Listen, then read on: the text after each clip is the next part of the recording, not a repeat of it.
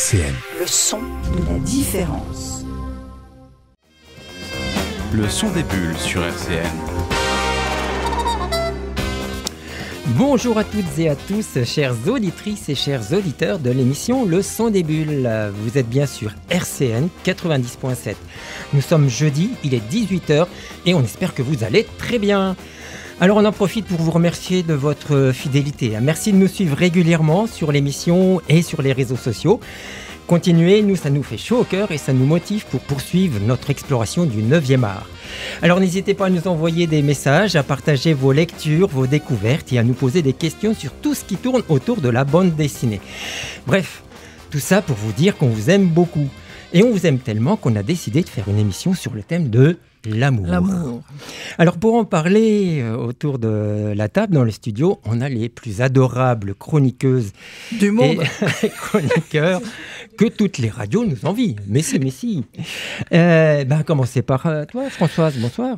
Bonjour plutôt. Bonsoir. Oh là là, je suis très... Bonjour. Il est 18h. Bonjour. Je sais pas comment on prend une voix d'adorable. Bonjour. Ah non, là c'est autre chose. Bon, en parlant d'amour, d'Ivoire, une question intime. Un amour, allez, pour un dîner, tu serais plutôt avec Conan le Barbare, l'inspecteur Canardo ou la Schtroumpfette? Ah, Canardo, direct. Ah oui, moi je suis fan de Canardo. Conan le Barbare, des muscles, pas de cerveau, non, ça me branche pas. Bon, Canardo, oui. J'aime bien Canardo. C'est ton choix. Oui. Et je puis, le partage. Et tu le partages. Avec et puis moi. Francine, bonjour Francine. Ça va? Tout va bien? Bon, tu as fait des bons voyages? Oui, très bien. Alors, et toi? Une croisière avec Torgal, Mafalda ou Corto Maltese? Ah, bah alors là, Corto. Ah non, c'est eh, moi qui l'ai épousé. Ah non. Non, Corto, moi, c'est Non, depuis mais- l'âge de 20 ans. Non, mais- je suis Ah bah moi désolée, aussi, hein. pareil, on a le même âge. Non, mais on va pas commencer. Ne vous fâchez pas, Oui, pas. heureusement que c'est choisi l'amour. Canardo, hein, mais- Ah, tu m'as pas proposé Corto. J'ai fait une chronique non. comme quoi je l'ai épousé. Eh bah oui, c'est tant pis. Hein. Moi, Et j'ai puis- parlé de ses fesses. Ah ouais, mais Vous ça vous rappelez oui, on en parle à chaque fois presque. Hein. Qu'on ne voit jamais ou qu'on n'a vu qu'une fois d'ailleurs. Hein. Et puis derrière le micro, en train de manger sa galette, sa petite crème, Jean-Luc. Bonjour Jean-Luc. Et toi alors si je te propose voilà un petit voyage. tu Canardo choisirais ou Corto avec Maltese? Batgirl, Yoko Tsuno ou Tintin? Les trois. Tintin, d'accord. Très bien. Et puis on fait un gros bisou à David qui va bientôt sortir de son tunnel créatif, à Charles qui va bientôt sortir de son lit parce qu'il est malade, et puis à Joris qui va bientôt sortir de son train parce qu'il est parti voyager. Voilà. Donc, Heureusement qu'on est là. heureusement qu'on est là. Et puis aujourd'hui, nous avons l'extrême honneur de recevoir un jeune et talentueux auteur de bande dessinée de Nancy. Qui a déjà scénarisé 3 albums jeunesse. Ce que l'on sait de lui au travers de ses productions, c'est qu'il aime les ambiances mystérieuses, les petites énigmes à résoudre et les histoires à faire peur qu'on pourrait se raconter Chair la de nuit poule. autour d'un feu de bois. C'est ça, la chair de poule. Ces personnages font preuve d'un fort caractère et d'un courage incroyable, prêts à affronter des monstres et des très bizarres et les épreuves de la vie. J'ai trouvé que dans la mythologie égyptienne, son nom d'artiste, bien sûr, est lié à la planète Vénus et à la résurrection. C'est ça. Bref, tout cela, ça nous a donné envie d'en savoir un peu plus sur l'auteur et ses projets. Bonjour Benou, Bonjour. comment ça va? Très bien, merci. Ah. Quand on m'a introduit aussi bien, c'est hyper agréable. Je me suis Merci. pas trompé pour la mythologie égyptienne? Non, pas du tout. C'est ça? Ouais, c'est ça. Ah, très bien, ouais. Benou, c'est de la mythologie égyptienne. Eh oui, Avec c'est des... Ah oui. c'est un oiseau. Ouais, c'est ça. C'est Mm. une sorte de héron et qui a un peu la même symbolique que le phénix dans d'autres mythologies. C'est ça. Donc voilà. Ouais, qui En fait, le renaît de ses pseudo venait cendres. d'avant. Ah. Et puis un jour, j'ai trouvé cet homonyme et je me suis dit, super. On dira ça en interview, ça fera plus intelligent que la vraie raison. C'est ça, d'accord. Bon, c'est très bien Benou et pas Monsieur Benou, comme certains l'avaient dit à un moment donné. Mais on l'embrasse. Et on l'embrasse beaucoup, bien sûr. Là, il est un petit peu dans le Lot, tu vois, il est assez loin, il est au soleil peut-être. On va Je pas le sais. plaindre. Non, pas du tout. Alors, du coup, on va essayer de faire un peu plus ample connaissance avec toi. Hein. Ceux qui nous suivent régulièrement se souviennent sans doute de ta venue en avril 2022 avec Sylvie Bessard pour nous présenter la sortie de Clos et Couette, ta première bande dessinée. Alors, est-ce que tu peux rapidement nous rappeler qui est Clos et qui est Couette et aussi ce qu'elles sont devenues depuis?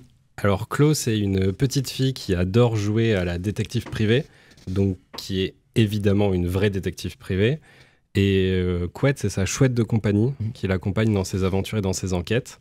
Et toutes les deux, elles sont invitées au musée pour résoudre un mystère absolument hyper important, à savoir la disparition d'un objet tout à fait crucial dans un musée, le sandwich du conservateur. Bah oui, sans le sandwich, on fait rien. Mais ce qu'elles sont devenues, oui. Avec Sylvie, on va pas faire de tome 2 de Chloé Couette, mais par contre, on fera d'autres histoires ensemble. Donc peut-être qu'on y trouvera l'essence de Chloé Couette, je pense, dans d'autres personnages. D'accord, Voilà. très Ce sera bien. notre brouillon Chloé Couette. Oui, je pense. et puis c'était Série monde, presque. C'est Une quoi série monde. Ouais, peut-être. une série monde. Qu'est-ce que c'est une série monde? Une série monde, ben tiens, justement, la cuisine des ogres est une série monde. C'est-à-dire ce sont tous des volumes indépendants, des opus indépendants, mais on va retrouver qui va mettre l'accent sur un personnage différent à chaque fois. Ah, Différent. d'accord. Ah, d'accord. Très bien. Ouais, Voilà. je pense que Chloé Couette seront toujours des figurantes. Voilà, De donc nos on a BD un à peu, Sylvie et on moi, a un mais- peu ce côté-là, ouais. Voilà. On va essayer en tout cas de les cacher dans les décors. Alors maintenant, on va écouter ça.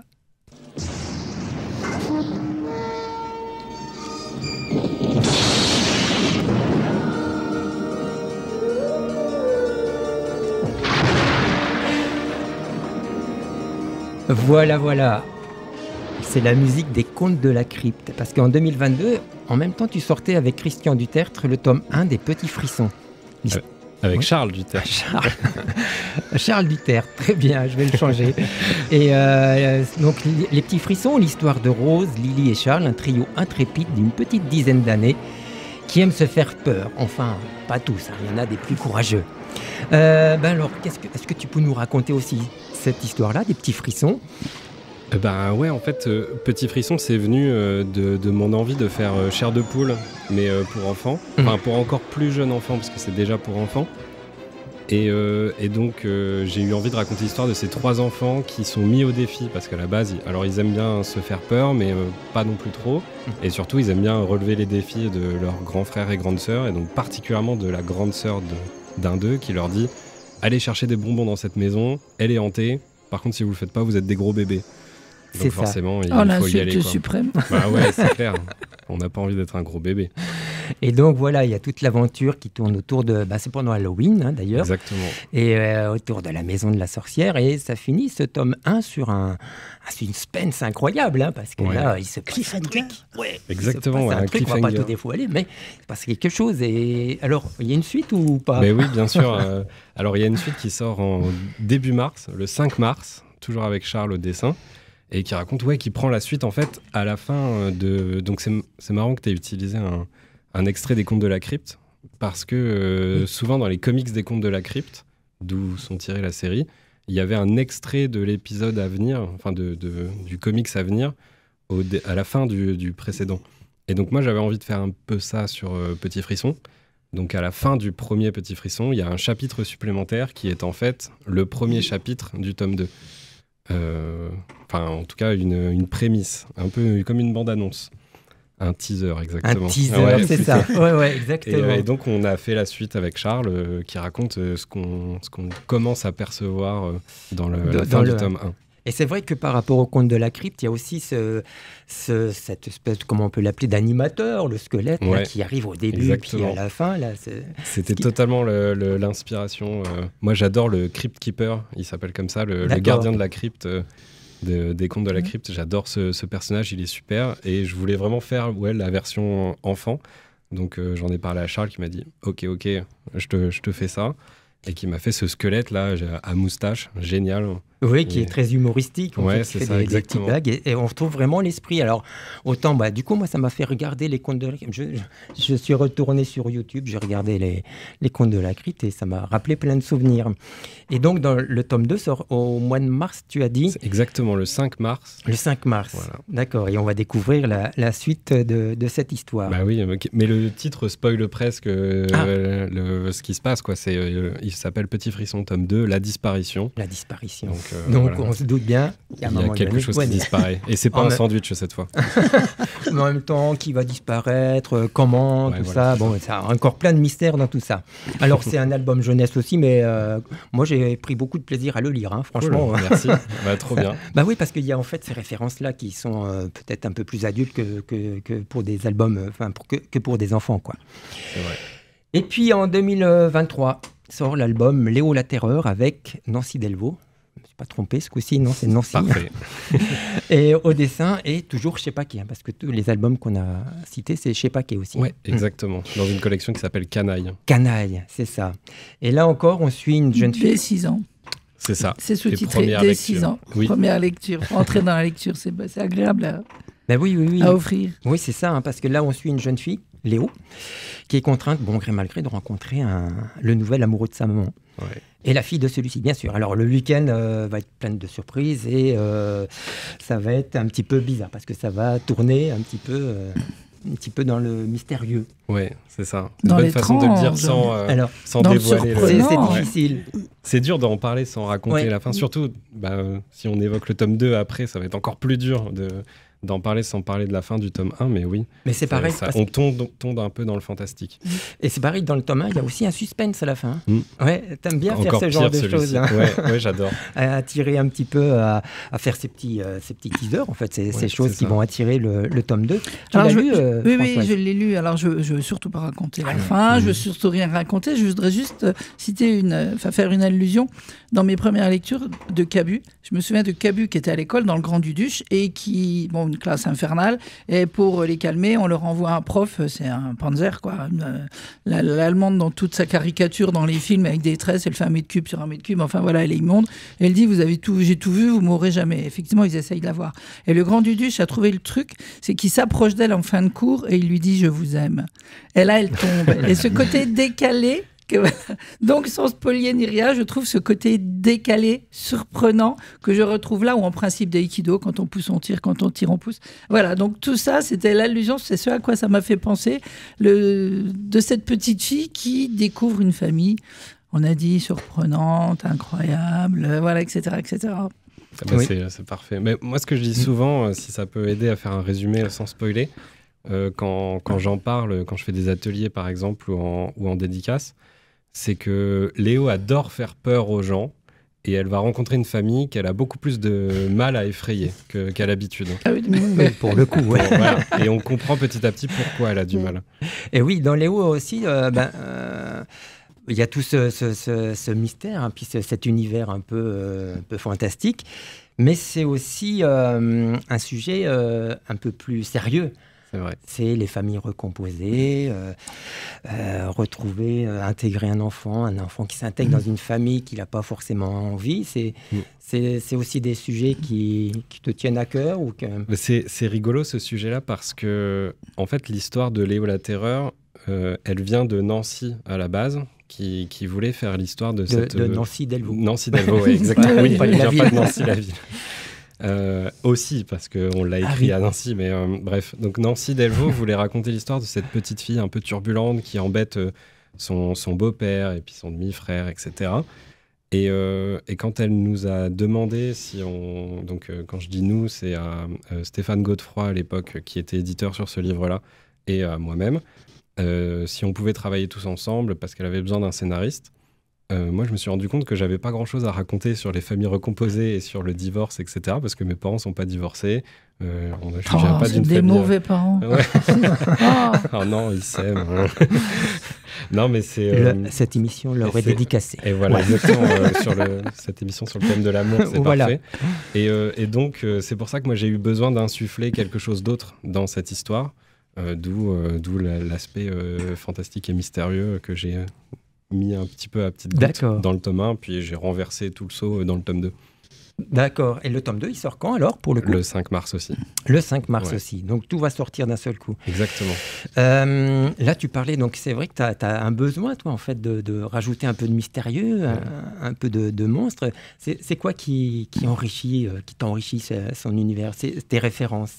Mais je pense que il y a beaucoup de mes références qui viennent de traumatismes d'enfance, enfin de traumatisme. Tu veux qu'on en parle? En tout cas, de rencontres culturelles marquantes. On parlait des Contes de la Crypte tout à l'heure, mais on peut aller un petit peu plus loin, un petit peu plus tôt dans ma vie. Et Chair de poule, c'est hyper important. Il y a une gradation dans l'horrifique dans ma vie. Au début, moi, je suis hyper peureux de tout. J'ai peur de tout, quoi. Donc, je suis très sensible à tous les domaines horrifiques parce que tout me parle. Et je pense que je suis pas seul à écrire des histoires qui font peur quand on a peur. C'est Stephen King qui disait ça dans une interview quand on lui demandait et vous, de quoi avez-vous peur? Il disait mais de tout. C'est pour ça que je peux écrire sur toutes ces peurs et toutes ces d'aller où phobies. on a peur, effectivement. Ouais, exactement. Et donc Chair de poule. Et Chair de poule, en fait, au début, je regardais les pochettes, les couvertures de loin et c'était assez effrayant. C'est très visuel, très graphique. Mais en même temps, ça m'attirait beaucoup. Je sais pas pourquoi, parce que ça me plaisait. Donc petit à petit, je les regardais de plus en plus près. Puis au bout d'un moment, on commence à lire les quatrièmes de couverture, jusqu'au moment où on emprunte un. Et là, on rentre dedans. Et après, c'est fini. Et après, c'est pour toute la vie. Quoi. C'est pour toute la vie. Voilà. Et tu disais aussi, quand tu étais venu, que en fait, tu t'es mis à la bande dessinée. Tu étais rentré parce que tu baignais dedans depuis très longtemps. Je me suis demandé, ça veut dire quoi, baigner dans la bande dessinée? Tu dessinais, tu lisais beaucoup? Tu les volais? J'ai jamais volé de BD, je crois. N'appelle pas la police. Non, mais j'en lisais beaucoup. En fait, quand j'étais petit, j'étais assez gros lecteur, donc je lisais beaucoup de manière générale. Et très vite, je me suis rendu compte que c'était super agréable de lire des BD parce que ça permettait d'en lire 3-4 en l'espace d'un roman, en temps de lecture. Donc ça permettait d'en lire plus et plus vite. Et puis j'aimais le dessin, quoi. Il y a encore ce rapport graphique qui me plaisait. Et en plus, dans la BD, je m'identifiais beaucoup plus facilement aux personnages. Par exemple, j'ai un personnage que j'adorais quand j'étais petit, qui est le personnage de Kid Paddle. Qui est génial. Et dans Kid Paddle, on retrouve le cinéma fantastique, toute cette culture-là. Et en fait, ça permettait, ou même dans Titeuf, on a ça aussi, ça permettait en fait d'avoir, via des parodies ou des fausses affiches, des petites bribes de culture horrifique qui ensuite m'ont permis de creuser quand j'étais adulte et que j'ai pu enfin découvrir ce monde-là. Donc je lisais beaucoup de BD et quand j'ai commencé à être un adulte indépendant avec un salaire, quoi, je me suis rendu compte que j'adorais dépenser mon argent pour acheter des livres et pour les avoir pour moi. Enfin, j'ai toujours aimé avoir les livres pour moi, mais les BD particulièrement, donc je me suis mis à traîner beaucoup à la parenthèse, etc. Et à beaucoup acheter des BD. Mais tu dois aimer transmettre, parce que là, je suis allé chercher une bande dessinée à la médiathèque à côté, la médiathèque du Haut-du-Lièvre, et ils te connaissent. T'es passé au mois de septembre. Ouais, c'est ça, j'ai fait un atelier ou des ateliers avec eux. J'adore faire des ateliers, et particulièrement en médiathèque, c'est vraiment super. Et la médiathèque, elle est trop cool. Elle est magnifique, cette médiathèque du Haut-du-Lièvre, oui. Et donc, tu parlais des achats, et ton dernier achat BD, ce serait mon dernier achat BD, alors, si je sais, c'est Shin Zero. Je suis en train de le lire. Voilà, de Singelin et Mathieu Bablé, que j'ai super hâte de lire. Alors, j'ai triché, c'est pas exactement mon dernier achat. Il n'est pas encore acheté, mais il est mis de côté à la parenthèse, il faut que j'y aille. Donc, d'accord. On va dire que c'est ça. Et donc, à la fin, il se... non, je ne crois pas, tu t'as dit que tu étais en train de le lire. C'est vrai, c'est vrai. Mais de toute façon, c'est pas grave, ça me gâche pas le plaisir de la lecture de savoir la fin. Disons que là, je suis en train de le lire et j'ai hâte de finir l'émission pour aller le relire parce que ça prend bien. C'est gentil de rester avec nous, Olivier. Oui, je vais rester jusqu'au bout. Je vais rester jusqu'au bout.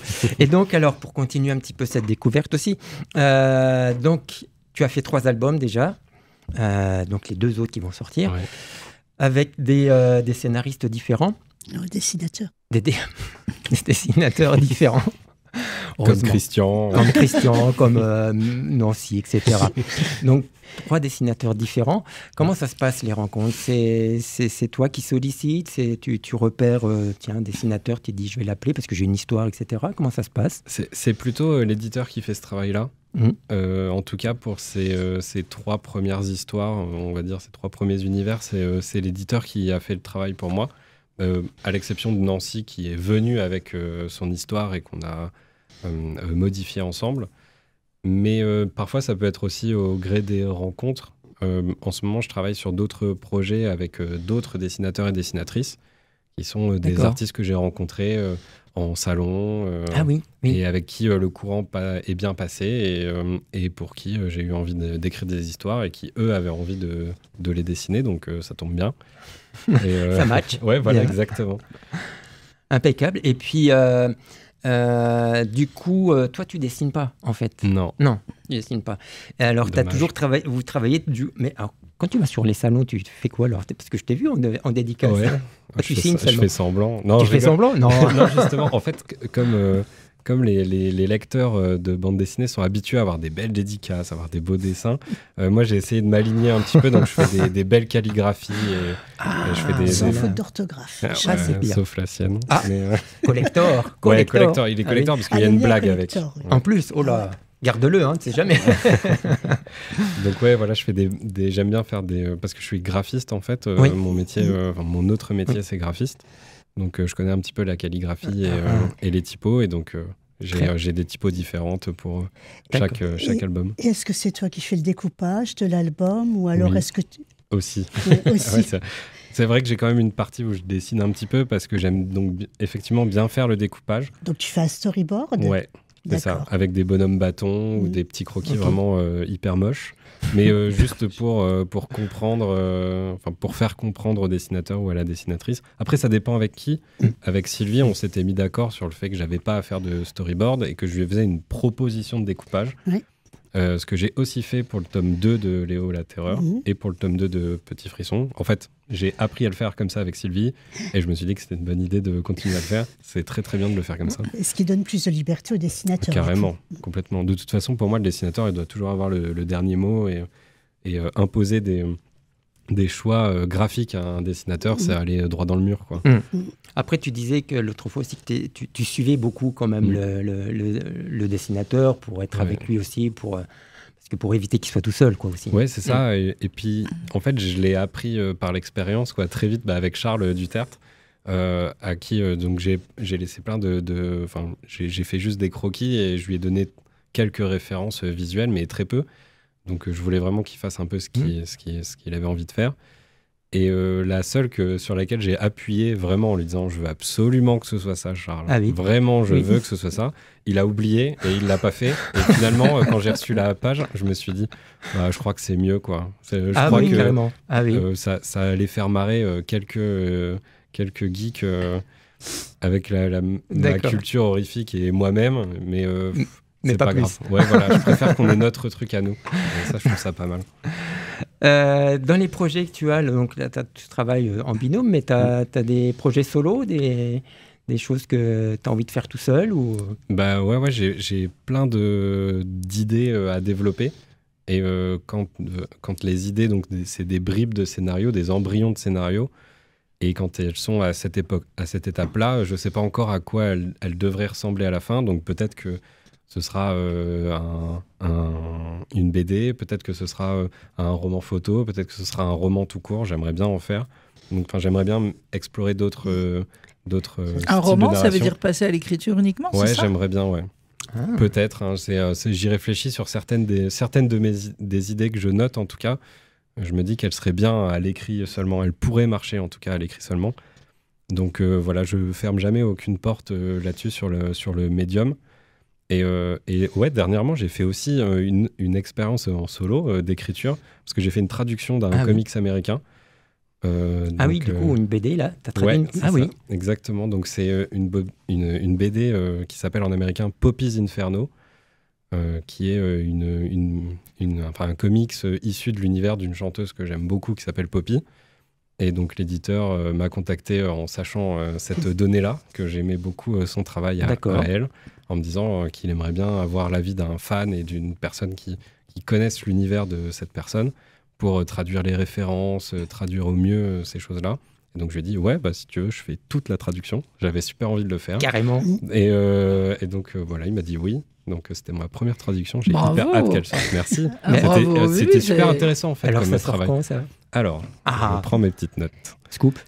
Ouais, c'est vrai. Donc on est en première mondiale, il n'y a que nous qui le savons. Alors, sur la FNAC, ils le savent aussi. Mais, Ah, donc, ça va s'appeler en français L'Enfer selon Poppy. C'est écrit par Poppy et Ryan Caddy. C'est dessiné par Amilcar Pina et Zoé Torogood. Excusez du peu. Zoé Torogood, oui. Et ça sort chez Blue Man le 10 avril. 10 avril. Voilà. Faut le noter, les amis. 10 avril. En fait, c'est une des premières BD de Zoé Torogood. D'accord. Donc, en ce sens, c'est assez intéressant de la sortir, je trouve. Parce qu'elle va exploser là, quoi, je pense. Ah oui, super, ça on a hâte de s'y retrouver. Ouais. Eh bien écoutez, c'est très bien, déjà on en sait beaucoup plus sur toi maintenant. Complètement. Ah ouais, après moi j'aurais encore plein de questions à poser. Il y a des choses qui me questionnent, mais bon, on n'a pas forcément tout le temps. Oui, puis il On faut aura retourner d'autres lire occasions. Shin Zero. Il faut retourner aller chez Zéro. Voilà. Donc on parlait que tu volais des livres, mais que tu volais pas de livres en Non, fait, du j'ai tout. pas du tout. volé des J'ai pas dit, j'ai posé la jamais question. Oui, tu as posé la question. Ça m'a fait penser à Justice. Ah, c'est vrai. Et Ah, donc bah oui. voilà, la Justice. Et donc tu nous as proposé une pause musicale avec le titre... Mannequin Love, qui est issu de leur dernier album qui s'appelle Hyper Drama, qui est un chef-d'œuvre, je trouve, en toute objectivité. C'est mon groupe préféré, donc il n'y a aucune objectivité. Mais si je fais l'effort d'objectivité, je trouve que c'est un excellent album. Et j'adore cette chanson Mannequin Love, featuring The Flints. Eh ben, on va faire notre idée nous-mêmes. Voilà, merci. 18h, 19h, le son des bulles sur RCN.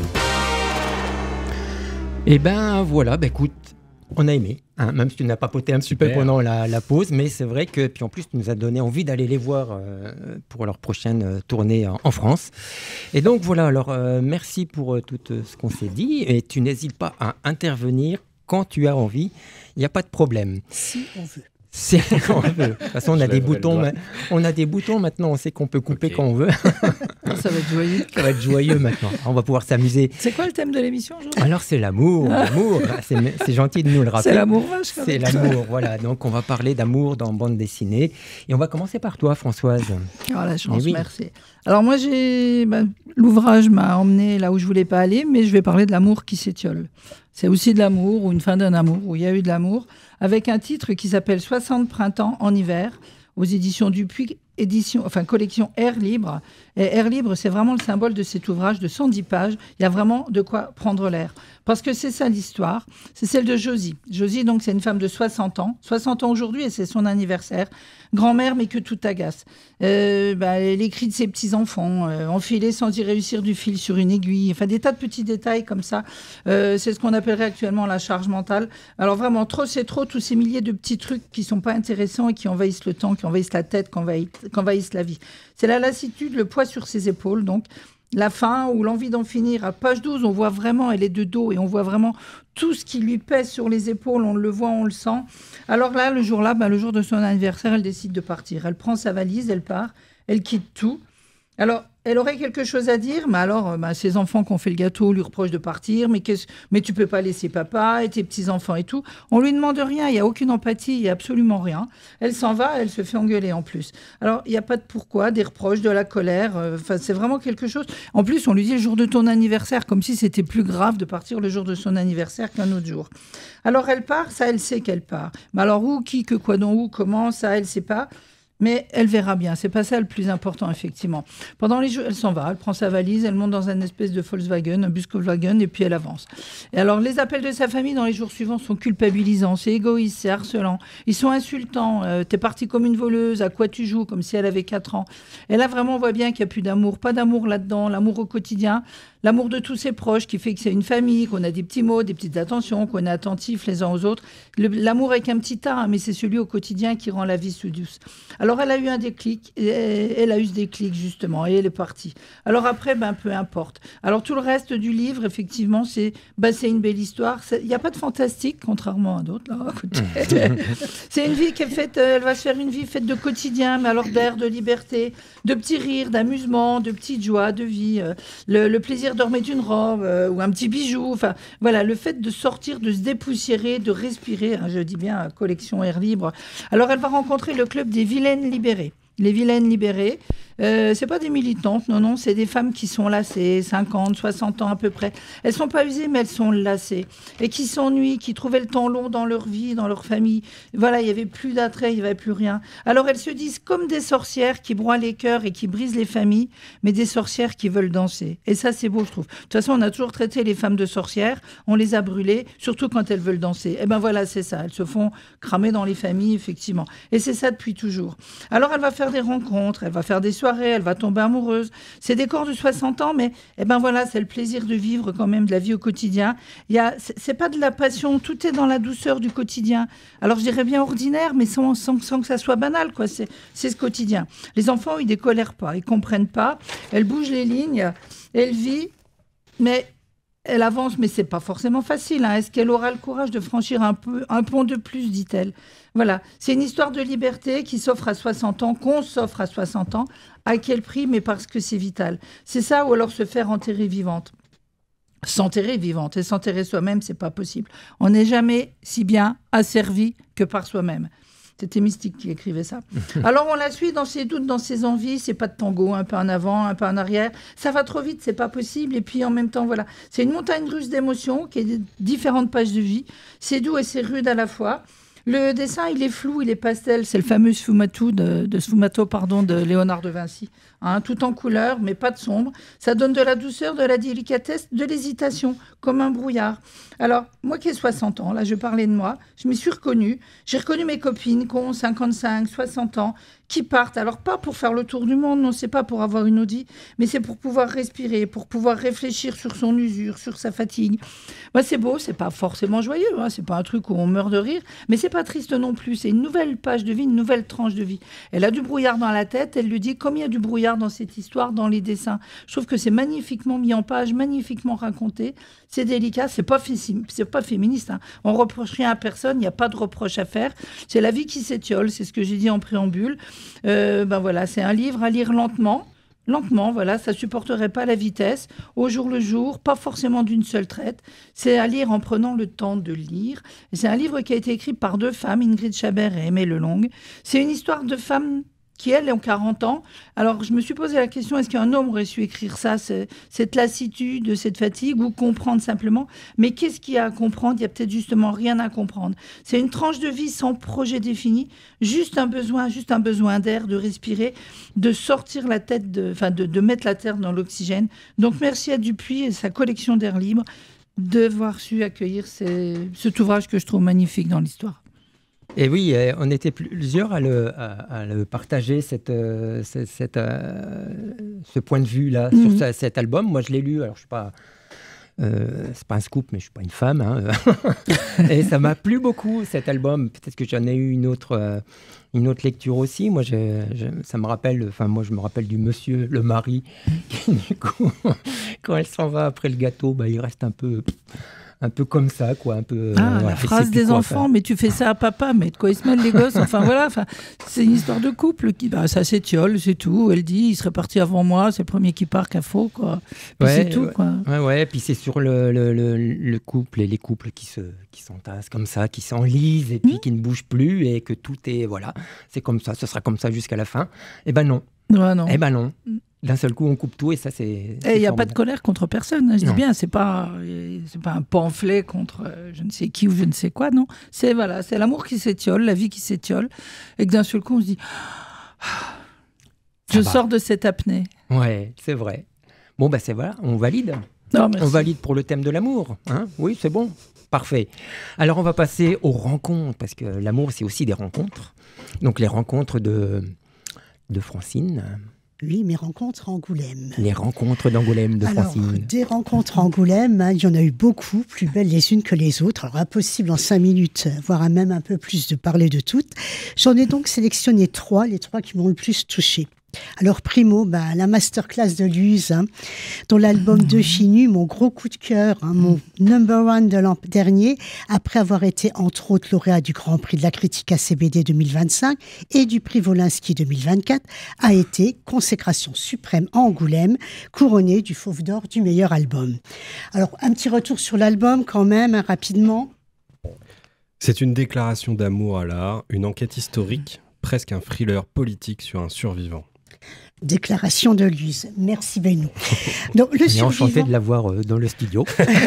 L'utilisation n'est pas top.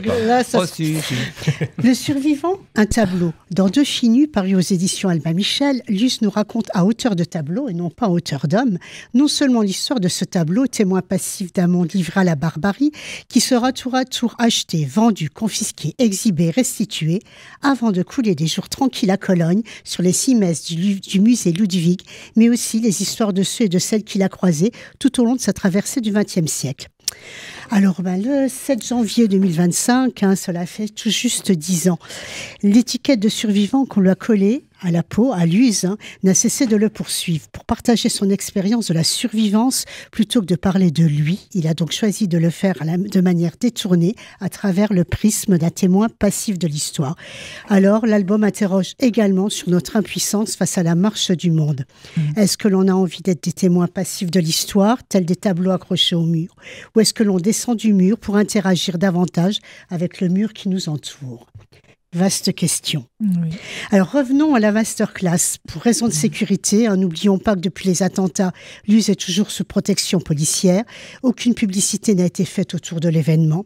C'est donc dans une ambiance très intimiste que l'USE, en interaction avec le public, est revenue sur tous les albums réalisés après les attentats, de Catharsis à De Finu. Et c'était vraiment un moment magique, un pur moment de bonheur. Les moments hors du temps. C'est filmé, je ne sais pas, c'est filmé pour l'instant, je ne sais pas. Ouais. Et ça a été pendant près de 2 heures, il n'y a pas eu de pub du tout de faite. Fallait vraiment le savoir, tomber sur l'info comme ça par hasard, et ça a été la salle presque, même pas à moitié pleine, du coup, et c'était vraiment magique. C'est assez fou en termes d'émotion aussi. Ah oui, surtout que moi, c'est mon... Bon, bref, donc c'était super. C'est comme si tu allais voir un concert de Justice, quoi. Oui, c'est ça.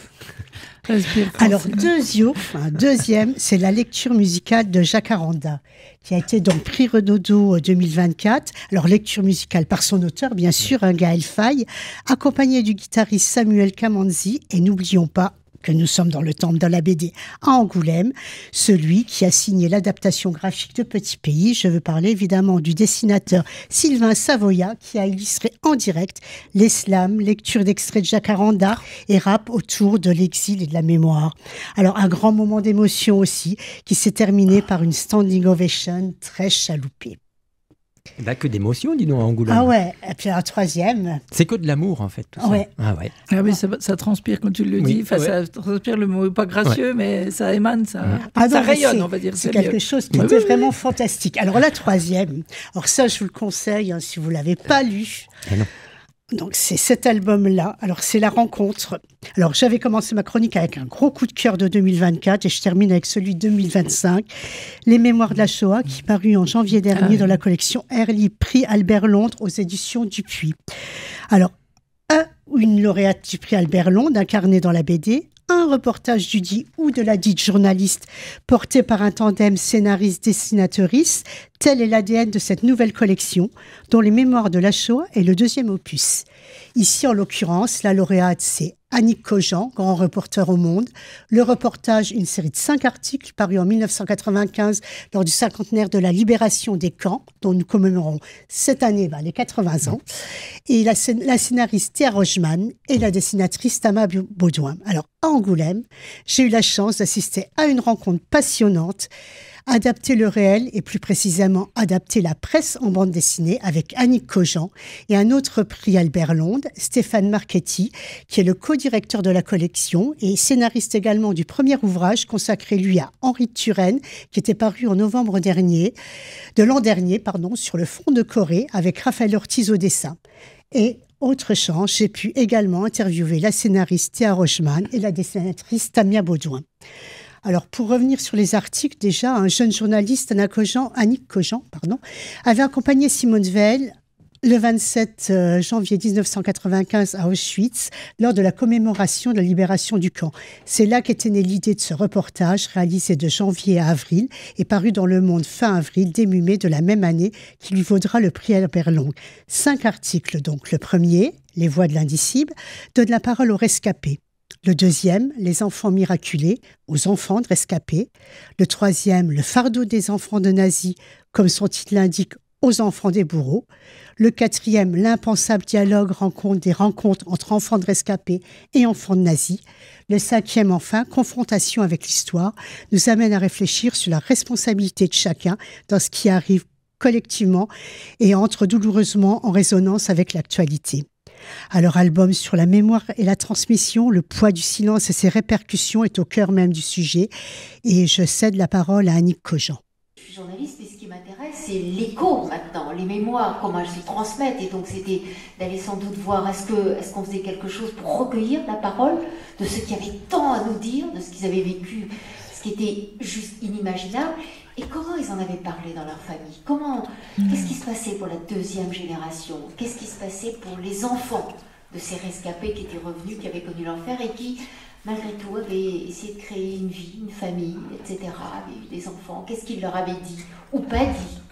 Qu'est-ce qui hantait cette deuxième génération? Qu'est-ce qu'ils savaient ou qu'est-ce qu'ils avaient imaginé? Quel type d'enfance ils avaient eu? Comment ils se comportaient dans la vie? Comment est-ce qu'on fait quand on a eu des parents qui ont vécu cette expérience folle?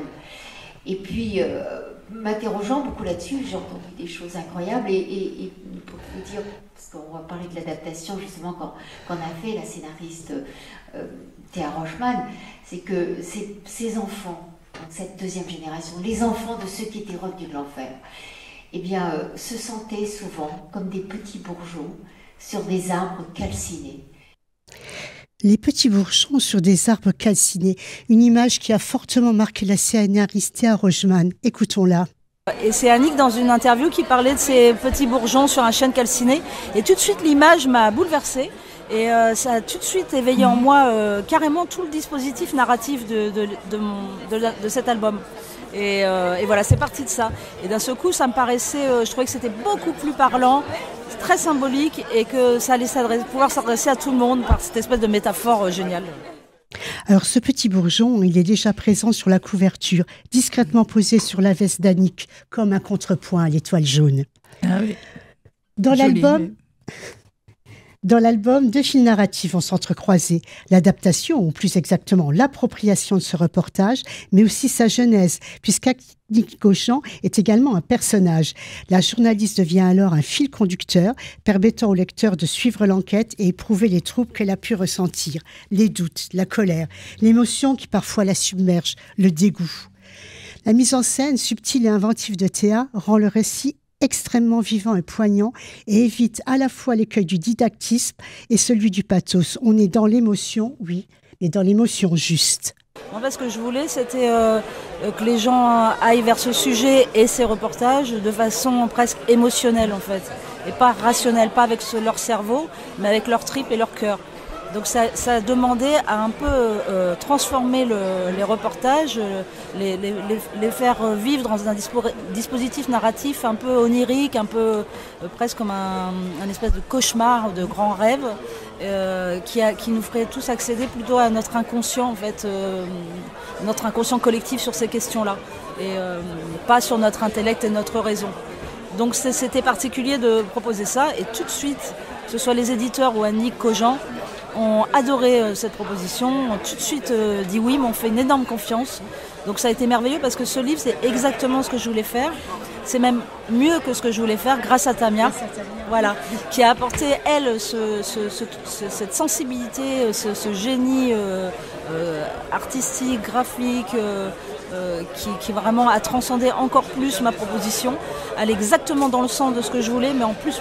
Et alors, ça pouvait, franchement, le livre terminé est au-delà de mes espérances. Donc, je suis très heureuse de ce travail, très fière. Alors, la narration graphique de Tamia Beaudoin alterne scènes réalistes et scènes oniriques avec des métaphores visuelles très fortes. Le trait s'adapte au propos, très assuré dans certaines scènes, il s'estompe et va jusqu'à disparaître dans d'autres. En prêtant un style expressionniste dans certaines scènes, il se fait plus naïf à la David Hockney dans d'autres, le tout sublimé par une utilisation magistrale de la couleur. Alors pour terminer, signalons que parallèlement à l'album a été produite une web-série, Les Échos de la Shoah, de 3 épisodes d'environ 8 minutes, chacun composé d'entretiens inédits filmés par l'INA, d'images d'archives, de propos d'Annick Cogent et d'illustrations issues de la bande dessinée, à retrouver sur les sites de l'INA Histoire et Lumni Enseignement. Les mémoires de la Shoah de Cogent, Rochman, Beaudoin, paru dans la collection Air Libre, prix Albert Londres, un album essentiel. Eh bien, que dire après ça? Moi, je trouve que je me suis vachement amélioré en imitation depuis Luz au début. Vous avez vu toutes les autres imitations que j'ai lues. C'était pas mal. Ouais. Là, on reconnaissait beaucoup mieux les auteurs. Et en plus, l'ambiance derrière. Oui, voilà. Ça, c'est tout un travail de beatbox. Oui, tu reviendras aussi dès qu'on a un truc à faire. Je comprenais pas. Je dis mais qu'est-ce qu'ils me disent? J'ai raté une marque. Non, c'était une blague nulle. J'ai essayé de la faire à chaque Si, c'est relancement de Francine et puis Si, elle c'est parlait Pierre, trop vite. Je parlais trop vite, t'as pas Oui. pu le faire. Voilà. Non, Moi, une ça- fois que je suis lancée, on m'arrête. J'ai hésité à appuyer sur son bouton. Oui, mais, oui. je- La prochaine fois, Non, là, t'hésites tu pas. me tapes sur l'épaule. c'est voilà, comme c'est ça. Puis je te laisse la parole. Ok, Eh ben, merci beaucoup, Francine. ça a l'air hein. super. Ouais, tout à fait. Ah non, Et mais puis, ça, franchement, c'est un bonheur. Moi, j'ai relu les articles parce qu'on les trouve aussi, hein, les articles. Et vraiment, Théa Rochman, elle a fait un travail absolument fantastique. Et puis, la dessinatrice aussi. Mais elles referont parler d'elles parce qu'elles sont bien décidées ils sont bien décidés à travailler retravailler. ensemble. Ouais, elles se sont trouvées, ces deux-là. Tout à Sur fait. le même thème ou bien, tu sais? Ah non, bon, elles ont des projets communs. Alors, il faut dire en plus de ça que Tamia Baudouin vit au Japon. Ah, donc, voilà, tout se fait à distance, mais... ouais, Oh, ils se sont maintenant, vraiment rencontrés. les distances s'effacent avec tous les, Ouais, exactement. les systèmes de réseau, etc. Quoi. RCN bientôt au Japon. Bientôt. En Ah oui, japonais. ça serait pas mal. En japonais, oui, c'est ça. Tu viendras faire la traduction. Oui, bien sûr, je fais ça aussi. Voilà. Bon, on va être dans le plus léger maintenant, hein, parce que. Oui, je sais qu'on a fait dans le lourd, là. Mais... Ouais, on va alléger un petit peu la fin de l'émission avec un album que je vais vous présenter. C'est un album que j'ai découvert en fait pendant la préparation de la thématique. Ça s'appelle La Rencontre aussi, c'est une rencontre. C'est de Victor Husneau et c'est aux éditions La Joie de lire. Alors, je connaissais ni l'auteur, ni l'album, ni la maison d'édition. Et je ne sais plus dans quel film j'ai vu ça. Comme on dit, je m'attendais à rien. Et pourtant, j'ai eu un vrai coup de cœur aussi. Je suis tombé vraiment sous le charme de On tombe amoureux de souvent dans cet cette album. émission, je trouve. Oui, c'est le thème aussi de l'émission. Et donc, en premier, j'ai donc lu cette histoire, La Rencontre, qui est en fait la réunion de deux albums parus précédemment. L'un, c'était l'EP Au Pays des Lignes, en 2014, et l'autre, Le Chemin des Souvenirs, paru en 2016. Et franchement, en découvrant le dessin, moi, ça m'a fait un côté waouh. Alors attention, c'est pas du Brecht Evans, c'est pas du Miroslav Sekulic non plus. Tiens, entre parenthèses, profitons-en, ce dernier, Miroslav Sekulic, sera présent les 28 et 29 et 30 mars au Salon du Livre, d'ailleurs, et on en reparlera prochainement. Non, alors du coup, pour revenir au dessin de La Rencontre, c'est un dessin au crayon à billes bleues et au crayon à billes rouges. Alors, ce n'est pas la première fois que ce style-là apparaît. Il y en a d'autres qui ont été faits avec beaucoup de succès. Mais là, je trouve que ça matche vraiment bien. J'ai trouvé qu'il y avait une simplicité dans le dessin, une limpidité. Tu l'as pas avec toi, ce livre? Alors, il faut faire preuve d'imagination parce que moi, je lisais en version numérique. Ah. Et merci d'ailleurs à l'édition, aux éditeurs. Voilà. Merci, Benou.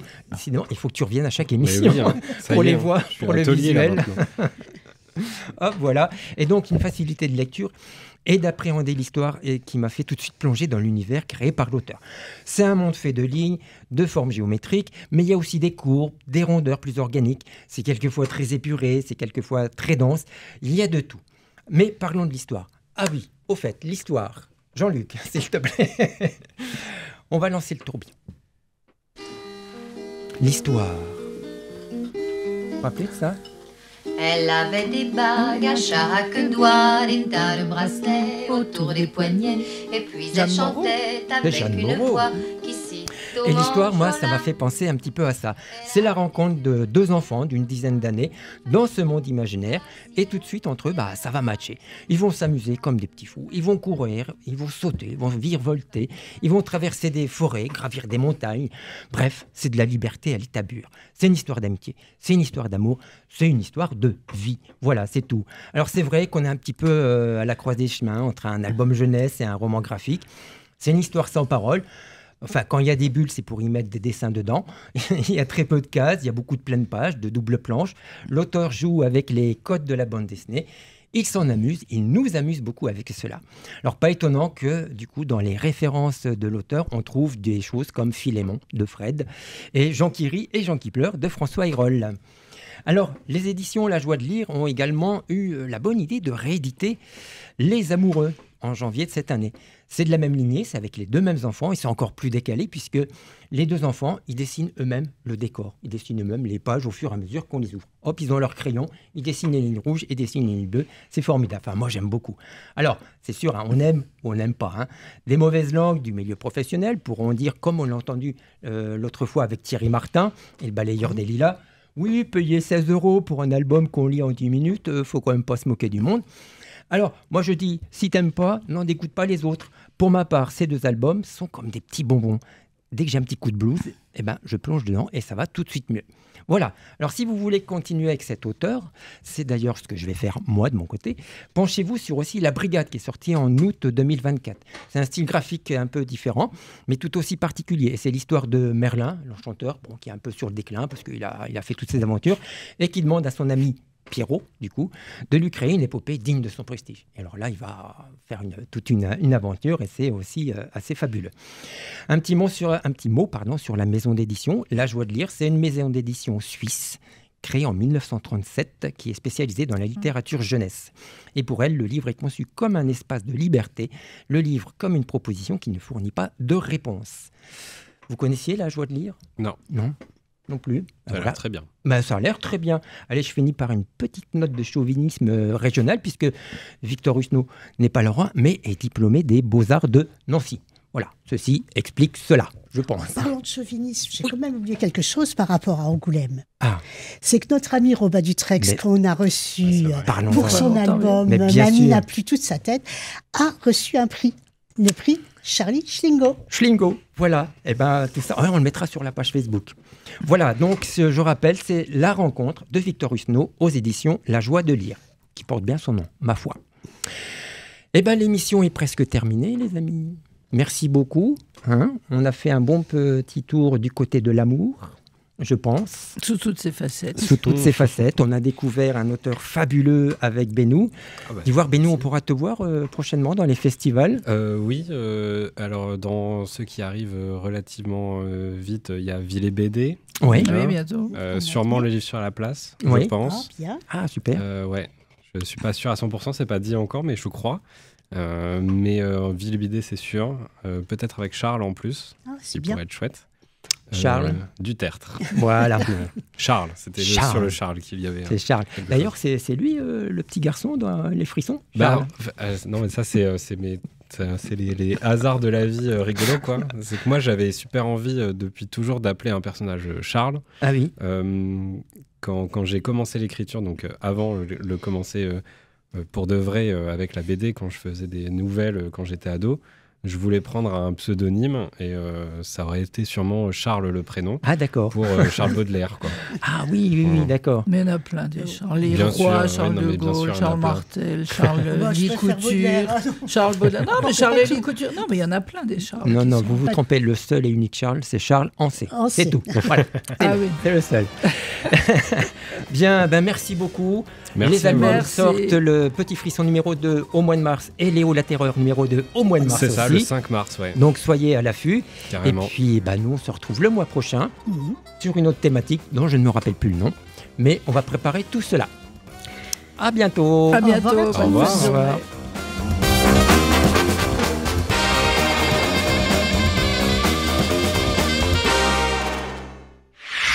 RCN, www.rcn-radio.org